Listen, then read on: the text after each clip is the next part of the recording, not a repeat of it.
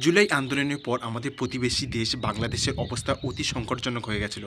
কিন্তু ওখানে এখন ইলেকশন হয়েছে, বিএনপি ক্ষমতায় এসেছে এবং একটা সম্ভাব্য তালিকা এসেছে, যে তালিকা অনুযায়ী ওখানে কে কোন মন্ত্রী পদে থাকবে। তারেক রহমান প্রধানমন্ত্রী হচ্ছে, প্রধানমন্ত্রীর পাশাপাশি সে হয়তো প্রতিরক্ষা মন্ত্রণালয় সামলাতে পারে।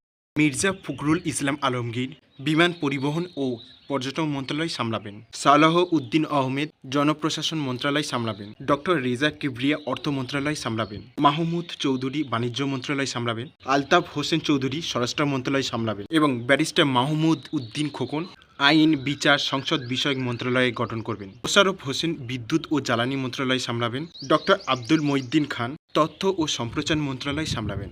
মির্জা আব্বাস গৃহায়ন ও গণপূর্তি মন্ত্রণালয় সামলাবেন এবং শিক্ষা সামলাবেন এহসানুল হক মিলন। স্বাস্থ্য সামলাবেন জাহিদ হোসেন। কৃষি সামলাবেন ইকবাল হোসেন। ও ক্রীড়া সামলাবে ওখানকার একজন হিন্দু সংসদ নিতাই রায় চৌধুরী।